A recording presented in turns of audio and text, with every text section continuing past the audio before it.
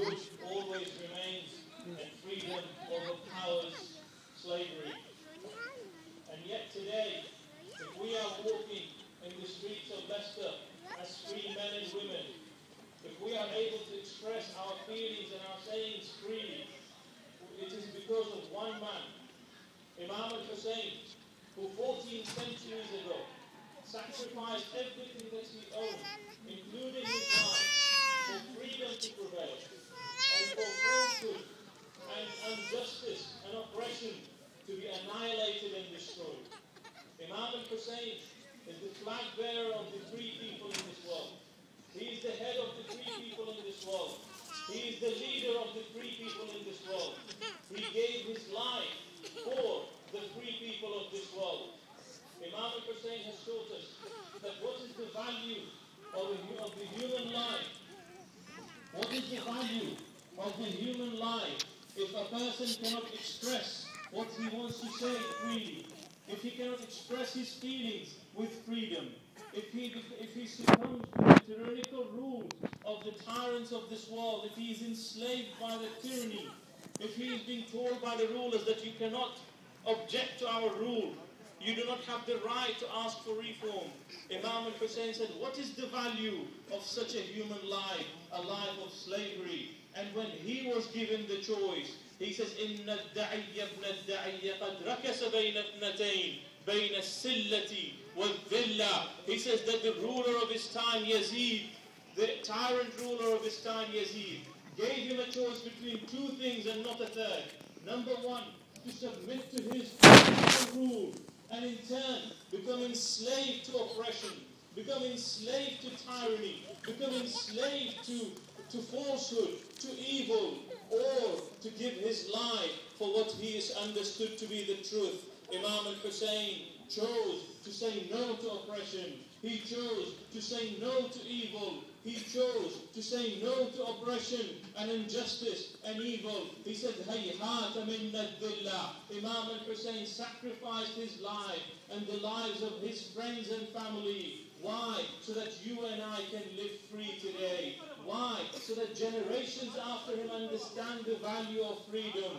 He became the inspiration for every free man in this world. Imam al-Hussein became the inspiration for many thinkers and philosophers and leaders over the centuries. Some of their names you will find written on the plaques that are held by our youngsters. Amongst them are people like Edward Gibson. Amongst them are people like Mahatma Gandhi. Mahatma Gandhi, the spiritual and political leader of the Indian Revolution, says in one of his sayings that I learned from Hussein how to be victorious under oppression.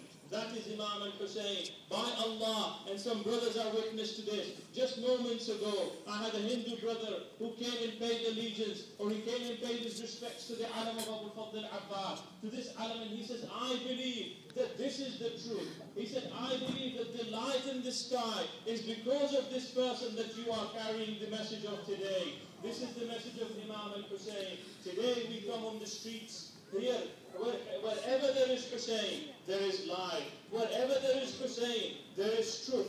Wherever there is Hussein, there is justice. Wherever there is Hussein, there is good. If you believe in righteousness, if you believe in the truth, if you believe in justice, if you believe in good, then come to Hussein. Come and speak with us. We carry the values of that man who lived free because of his worship to Allah subhanahu wa ta'ala. We march on the streets of Leicester, crying his name and carrying his flag, proclaiming that, O Imam al-Hussein, we are free today because of you. We live by the freedom. We live freedom because of your blood. We live by your words. We live by your actions. Today we are alive because of the message of Imam al-Hussein. Labbaik ya Hussein, Labbaik ya Hussein, Labbaik ya Hussein, Labbaik ya Hussein, Labbaik ya Hussein. 14 centuries ago, Imam al-Hussein was massacred along with his brothers and family and friends. They did not even spare the life or have mercy upon a 6-month-old infant. They killed them thirsty and hungry. Seemingly, Imam al-Hussein was annihilated 14 centuries ago, according to the history, according to the world, and yet Hussein lives today. Imam al-Hussein is alive in the heartbeats of every free man that walks on the face of this earth. Whether you are a Jew, or a Christian, or a Muslim, or a Hindu, or a Sikh, or belong to any other faith, if you are walking today with freedom, if you are able to express your sayings and feelings with freedom today, it is because of Imam al-Hussein. We owe him this freedom. Today we have come to preserve that Hussein alayhi salam. But at the same time, we have come to renew our allegiance, our oath of allegiance to the Imam of our time. That Imam who has already answered the call of his grandfather Hussein by saying, Labbayka da'i Allah. The man who has already carried the flag of Imam al-Hussein, but he is waiting for us to be ready for him. We say to our Imam, we say, oh Imam, we pay allegiance to you. We give you our oath that day after day, month after month, year after year, with all our hearts and minds, with every drop of blood in our bodies, we promise you, we will carry on this message of Imam al-Hussein till the day of judgment. Oh Imam, millions of people around the world are in processions across the world, and they are calling, they are answering the call of that Imam al-Hussein. That time when Imam al-Hussein stood alone on the day of Ashura with no one around him, and he called out, Ala hal min nasirin yansuruna. Is there anyone to come for my help? Oh Imam, we in the streets of Leicester are answering that call of your grandfather Hussein with the loudest of our voices, and we say, Labbayka ya Hussein, Labbayka ya Hussein, Labbayka ya